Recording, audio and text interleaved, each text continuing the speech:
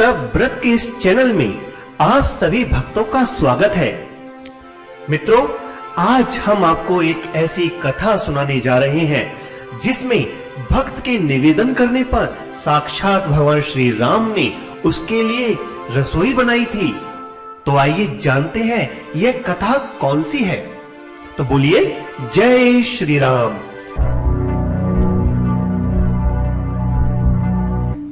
दोस्तों, एक बार की बात है कि एक युवक था जिसका नाम था आनंद। वह पूरे दिन घर में सोता रहता था और खाता रहता था। इसके अलावा कोई दूसरा कामकाज उसके पास नहीं था। ऐसे ही बहुत सारा समय उसका व्यतीत हो गया। एक बार घर वालों ने क्रोध करके उसे घर से निकाल दिया और कहा, तुम पूरे दिन घर में सोते रहते हो और खाते रहते हो, ऐसा कब तक चलेगा? जाओ यहां से। बेचारा आनंद दुखी मन लेकर के घर से तो निकल गया, लेकिन सोचने लगा कहां जाऊं, अब क्या होगा मेरा। ऐसा मन में विचार करके एक वन में पहुंचा तो उसने क्या देखा,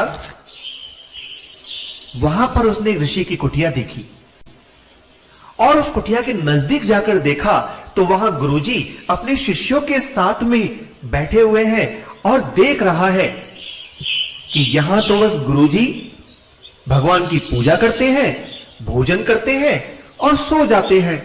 इससे उचित स्थान उसके लिए और क्या होगा रहने के लिए।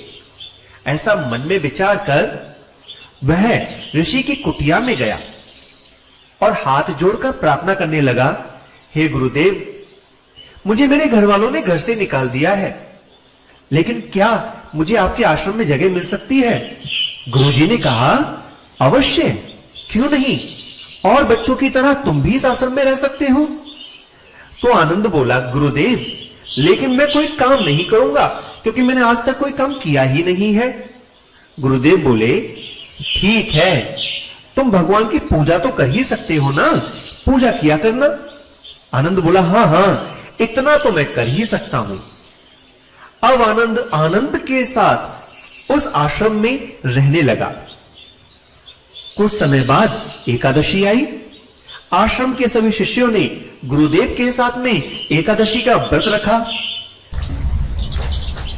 अब आनंद ने जब रसोई में जाकर देखा कि आज तो खाने में कुछ बना ही नहीं है, तो उसने गुरुदेव से कहा, गुरुदेव, आज भोजन तैयार क्यों नहीं हुआ? क्या आज कोई भोजन नहीं करेगा? गुरुदेव बोले, आज एकादशी है वत्स, इसलिए इस आश्रम की परंपरा है कि आज के दिन भोजन नहीं बनता और कोई भी भोजन नहीं करता, इसलिए तुम भी उपवास करो। आनंद बोला, उपवास? ना ना गुरुदेव, मुझसे ये ना हो सकेगा, क्योंकि अगर मैंने उपवास किया तो मैं कल का सूर्य नहीं देख पाऊंगा, मुझे तो बहुत भूख लगती है। उसकी ये बातें सुनकर गुरुदेव बोले, ठीक है, तुम एक काम करो, रसोई में जाओ और वहां से कुछ अन्न ले लो और अपनी रसोई आज स्वयं बनाओ। लेकिन आज आपको रसोई नदी के एक दूसरे किनारे पर जाके बनानी होगी, क्योंकि यहाँ एकादशी का व्रत हम सब रख रहे हैं, इसलिए तुम यहाँ भोजन नहीं बना सकते और ना कर सकते हो। इसलिए तुम सारी सामग्री लेकर के नदी किनारे पर जाओ और वहां जाकर के भोजन तैयार करना। याद रहे, भोजन बनाने के पश्चात रामचंद्र जी का भोग जरूर लगा देना। गुरुदेव की बातों को सुनकर उनकी आज्ञा लेकर वह आनंद सारा का सारा अन्न का सामान लेकर के नदी किनारे पहुंच जाता है।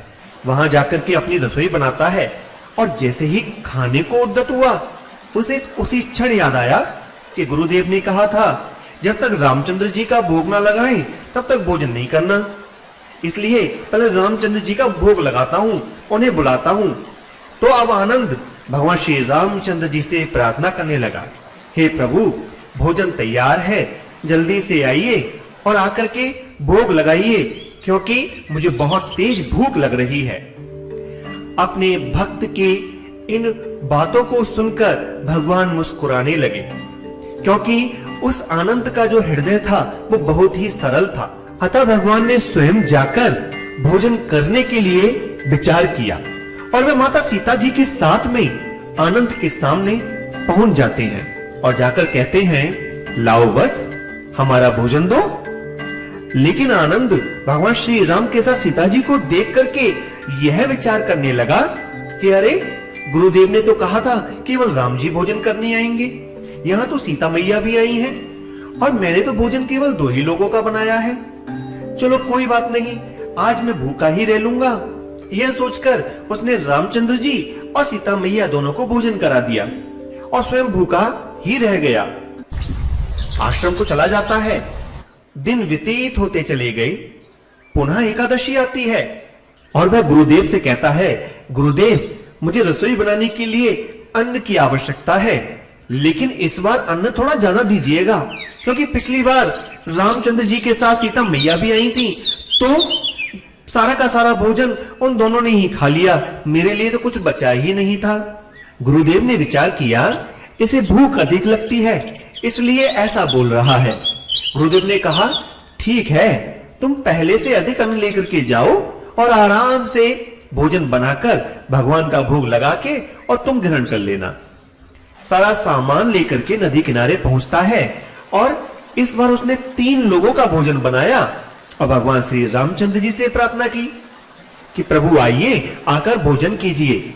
भगवान श्री रामचंद्र जी फिर से लीला करने के लिए इस बार सीता जी के साथ साथ हनुमान जी को भी लेकर प्रकट हो गए। अब तो वे बेचारा सोचने लगा, मैंने इस बार 3 लोगों का भोजन बनाया तो ये स्वयं ही 3 आ गए, अब मैं क्या करूं? तो उसने रामचंद्र जी के साथ सीता जी और हनुमान जी को भोजन कराया और राम जी से कहा, प्रभु आप जब भी आया करें ना, तो मुझे पहले से बता दिया करें कि कितने लोग आ रहे हैं, मैं उसी हिसाब से भोजन बनाया करूंगा। मैं पिछली बार भी भूखा रह गया था, मैं इस बार भी भूखा रह गया। चलो कोई बात नहीं, आप अतिथि हैं, आपको खिला दिया तो मुझे इसमें ही बहुत ज्यादा सुख की प्राप्ति हो रही है। ऐसा कह करके मैं अपने आश्रम को लौट आया।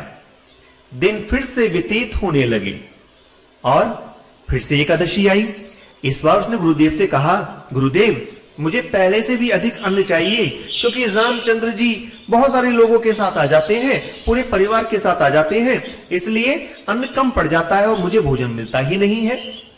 गुरुदेव ने विचार किया, कहीं ऐसा तो नहीं है कि यह अन्न ले जाकर के उसे बेच देता हो। आज छुपकर देखना पड़ेगा, आखिर ये इतने अन्न का करता क्या है। गुरुदेव ने कहा, ठीक है, तुम्हें जितना चाहिए उतना अन्न ले जाइए। वह अन्न भंडार में जाता है और वहां से अन्न लेकर नदी किनारे पहुंचकर भगवान श्री रामचंद्र जी से प्रार्थना करता है कि प्रभु आइए और आकर भोग लगाइए, क्योंकि इस बार उसने भोजन तैयार ही नहीं किया। उसने विचार किया था कि भगवान जी पता नहीं कितने लोगों के साथ आएंगे, जब आ जाएंगे तभी भोजन बनाया जाए, वरना इस बार भी मैं भूखा रह जाऊंगा। जब उसने प्रार्थना की तो भगवान श्री रामचंद्र जी अपने पूरे परिवार के साथ, लक्ष्मण जी के साथ, भरत एवं शत्रुघ्न जी के साथ में प्रकट हो जाते हैं। भगवान श्री रामचंद्र जी को उनके पूरे परिवार के साथ देखकर वह कहता है, प्रभु मुझे पता था आप इस बार और अधिक लोगों को लेकर के आएंगे, इसलिए मैंने भोजन बनाया ही नहीं है।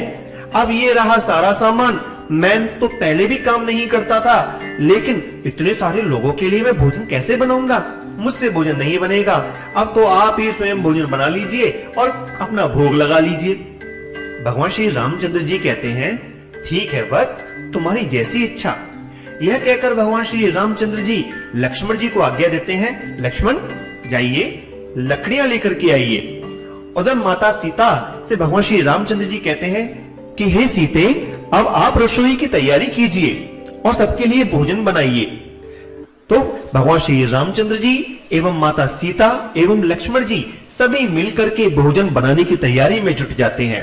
उधर गुरुदेव छिप कर देख रहे हैं और जब उन्होंने देखा कि ये बालक तो कुछ कर ही नहीं रहा, चुपचाप से एकांत में बैठा हुआ है, तब वे उसके पास जाके कहते हैं, पुत्र आनंद क्या हुआ, तुम भोजन नहीं बना रहे? तब आनंद कहता है, गुरुदेव आप देख नहीं रहे, भगवान श्री रामचंद्र जी पूरे परिवार के साथ आए हुए हैं, इसलिए मैंने तो साफ साफ कह दिया कि मुझसे भोजन नहीं बनेगा, तो वे स्वयं ही भोजन बना रहे हैं। क्या आपको दिखाई नहीं देता गुरुदेव? गुरुदेव ने कहा, नहीं, मुझे तो यहाँ कोई नहीं दिख रहा। तब आनंद भगवान श्री रामचंद्र जी से कहता है, प्रभु आप मेरे गुरुदेव को दिखाई क्यों नहीं देते? भगवान कहते हैं, वत्स तुम्हारे गुरुदेव का जो हृदय है वह तुम्हारी तरह सरल नहीं है। आनंद कहता है, प्रभु लेकिन मेरे गुरुदेव तो बड़े ज्ञानी हैं, उन्हें तो पूरा पूजा पाठ आता है एवं मंत्रों का भी उच्चारण आता है, मुझे तो ये सब नहीं आता, किंतु फिर भी आप उनको दर्शन न देकर मुझे ही दर्शन दे रहे हैं। तब भगवान कहते हैं, वत्स तेरा जो हृदय है वो बहुत ही कोमल है, तू बहुत सरल है और तेरे गुरुदेव इस तरह से सरल नहीं है, इसीलिए मैं उनको दर्शन नहीं दे रहा हूँ। आनंद अपने गुरुदेव से कहता है, गुरुदेव भगवान कह रहे हैं कि आपके विचार सरल नहीं हैं, इसलिए वे आपको दर्शन नहीं दे रहे। यह सुनकर गुरुदेव रोने लगते हैं और वहीं पर हाथ जोड़कर भगवान से प्रार्थना करने लगते हैं कि हे प्रभु, आपने सच ही कहा, मेरा पूरा जीवन केवल ज्ञान प्राप्त करने में निकल गया, लेकिन मैंने कभी सरलता से आपको प्राप्त करने की कोशिश ही नहीं की, इसलिए आप मुझे दिखाई नहीं देते। अब मुझे क्षमा कर दीजिए प्रभु, मैं आपके दर्शन प्राप्त करना चाहता हूँ। गुरुदेव के ऐसे वार वार वचनों को सुनकर भगवान श्री रामचंद्र जी उनको भी दर्शन देते हैं। तो मित्रों, इस प्रकार से भगवान श्री रामचंद्र जी उस आनंद के साथ साथ उसके गुरुदेव को भी दर्शन देते हैं। तो सच कहा है कि भगवान प्रेम के और आपके सरल हृदय को देख करके ही आपको दर्शन देते हैं एवं आप पर कृपा करते हैं। आपके ज्ञान से आप भगवान को प्राप्त नहीं कर सकते, केवल भक्ति से और प्रेम से प्राप्त कर सकते हैं। तो यह कहानी आपको कैसी लगी यह हमें जरूर बताइएगा और कमेंट में जाकर जय श्री राम अवश्य लिखिएगा। मिलते हैं ऐसे ही नवीन एवं रोचक कहानी के साथ, तब तक के लिए विदा लेते हैं। जय श्री राम।